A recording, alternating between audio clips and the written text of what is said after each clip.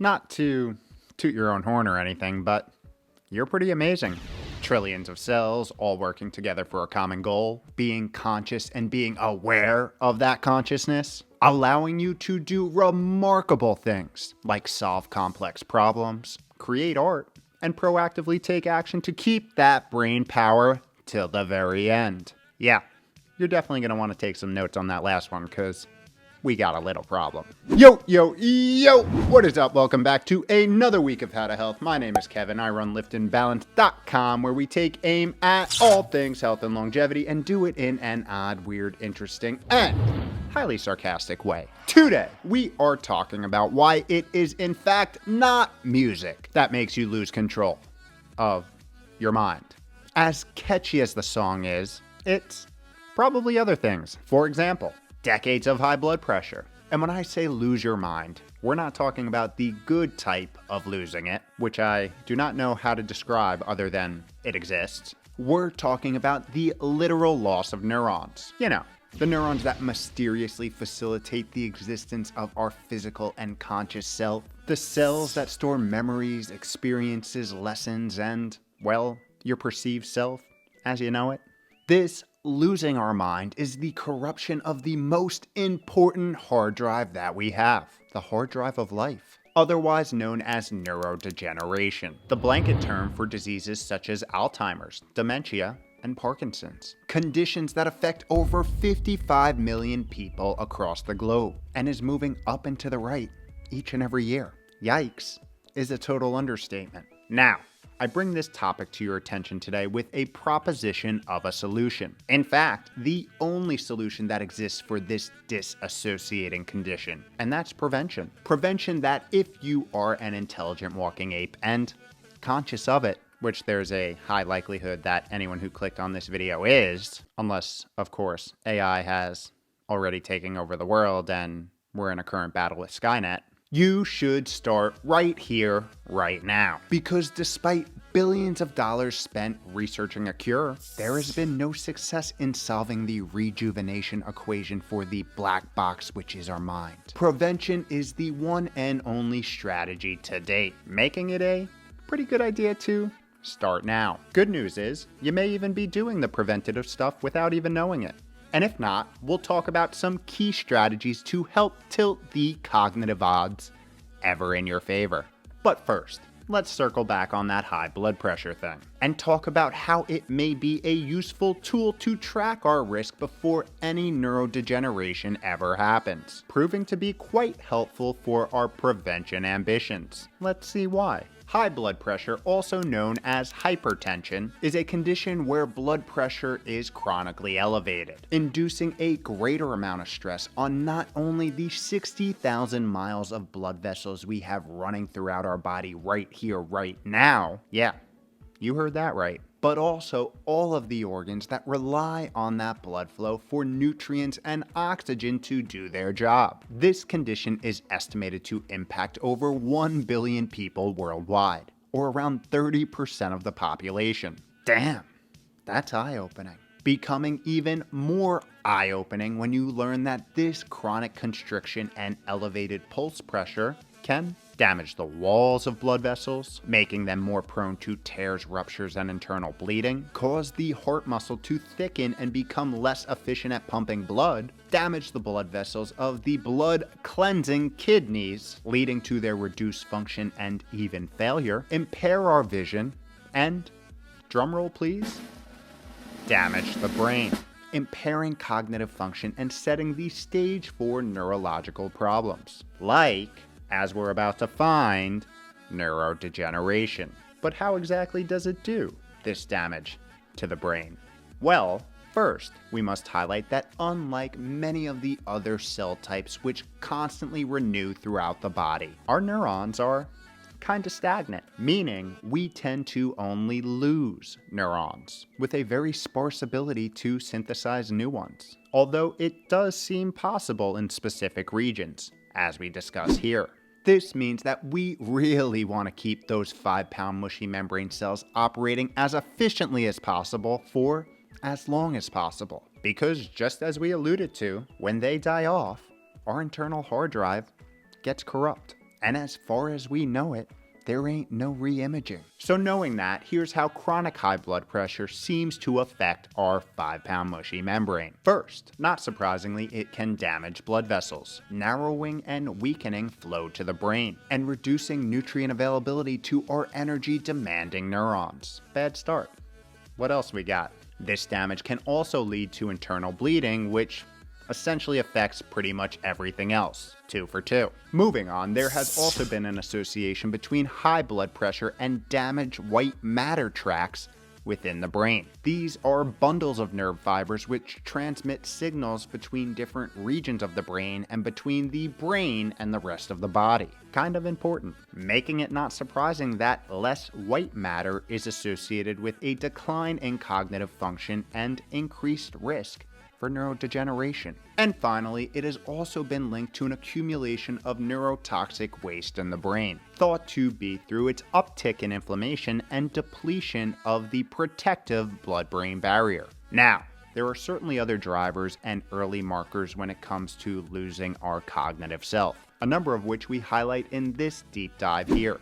That being said, hypertension is proving to be one of the earliest and most common, bringing hope to the grim yet eye-opening stat that approximately 30 to 50% of dementia-related diseases are associated with modifiable risk factors, meaning your actions right here, right now, matter.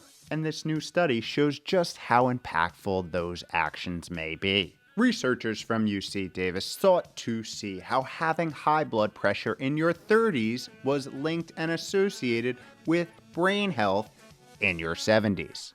To do this, they looked at initial data from 2 cohort studies, in which a diverse group of over 400 participants provided blood pressure and other health information in their 30s, and compared it to MRI brain scans of the same individuals 40 years later, when the participants were in their mid-70s. This allowed researchers to correlate the participants' hypertension status early in life with late-in-life neuroimaging biomarkers of neurodegeneration. They looked at things such as white and gray matter composition in different regions of the brain, cortical thickness, and signs of amyloid deposits, which is a neurotoxic protein that has long been associated with Alzheimer's disease. So, what'd they find? Well, compared to participants with normal blood pressure, the brain scans of those with high blood pressure early in life was associated with lower cerebral gray matter, frontal cortex, and parietal cortex volumes later in life, along with worse overall white matter integrity. Yikes. Anything else? Well, this small sample also displayed that the decline for men was more severe. Certainly makes you noodle. Now, just like any other study, there were a number of limitations, such as small sample size, uncontrolled lifestyle variables, as well as being retrospective and observational in nature. And no one study should ever be treated as the single source of truth. That's why these results fitting into a body of existing literature is quite interesting, as a recent review of 30 studies found that hypertension, measured primarily in mid and late life, was associated with neurodegeneration in the frontal, parietal, and temporal lobes, including the hippocampus. It certainly makes you think about how you should be doing things to help you think later in life, right? Let's take a look at some ways we can do just that. As we venture into strategies, it is important to first level set on the information we just reviewed. In this analysis, researchers took a very focused look at hypertension, and it's important to reiterate that that does not mean that it is the only early marker of relevance. Good prevention is a multifaceted strategy which takes in several subjective and objective data points and continuously adapts as new information becomes available. That is the very essence of owning your health, and there's no one size fits all. The perfect strategy looks a little different for each and every health owner, aka you, right behind the camera. I see you. Now, for reference, when it comes to blood pressure, which we discussed today, for most, good ranges to strive for are lower than 120/80 millimeters in mercury. But again, this most certainly does not tell the entire story, as there are many other significant markers that provide valuable insights. The aforementioned early markers video being a great place to start. And as for protecting the mind in general, I've actually documented my comprehensive dementia prevention plan here, which highlights a lot of what we're about to talk about in more detail. The commonality here is that all tactics and interventions discussed have the goal of making your cellular and metabolic self operate more efficiently. Because when we accomplish this, health, feeling good, feeling effing awesome more days than not, is just the byproduct. And there's no better place to start than with what may be the most powerful cognitive preserving habit on the market: high quality, circadian aligned sleep. Yep, no limitless pill here. Because data has shown that a single night of sleep deprivation can increase the prevalence of neurotoxic proteins in the brain by upwards of 5% the next day. Yeah, holy shiitake mushrooms is right. But guess what good sleep does?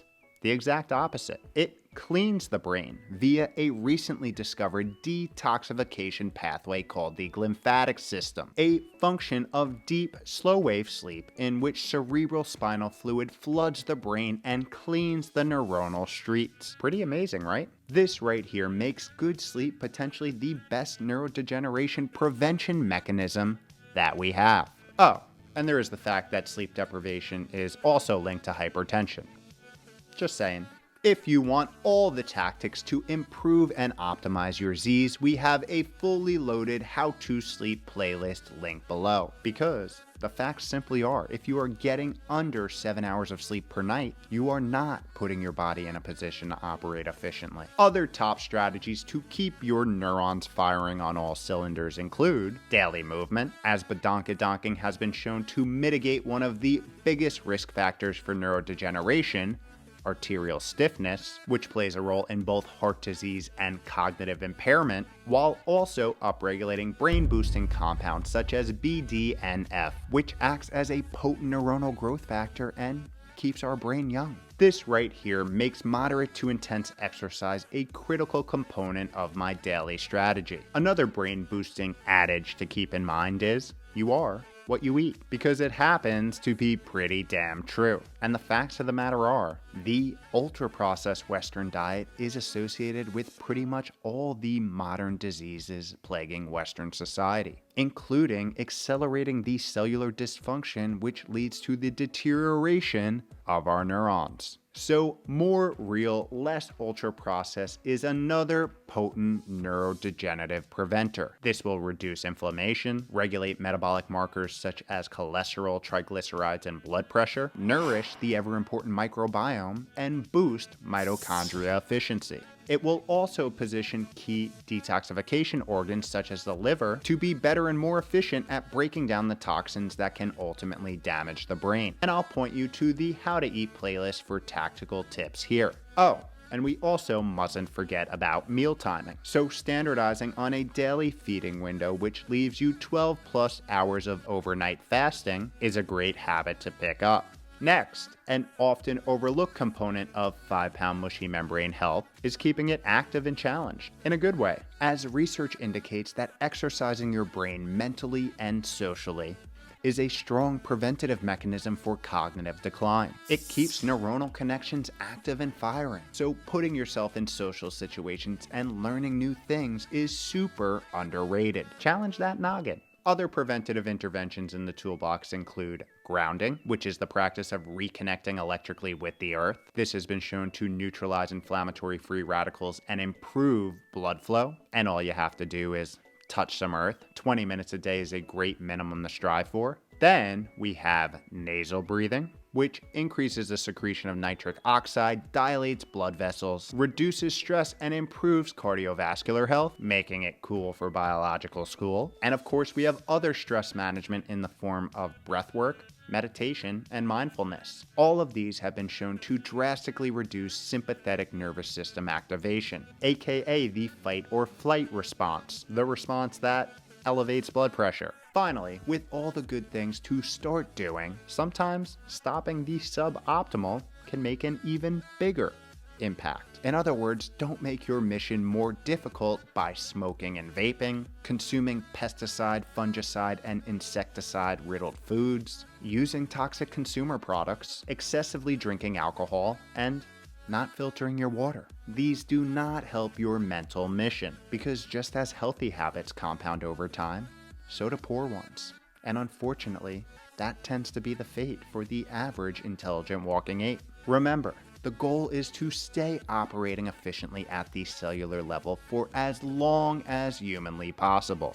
And that makes this game of getting the most out of your pretty cool meat suit and 5-pound mushy membrane a game of prevention. It will always be an easier and more optimal path than reversal, especially in the case where reversal isn't an option. And when you turn 80 and you're still as sharp as a tack, then you can start tooting your own horn. Nothing better than a well-deserved toot. No, not that type of toot production.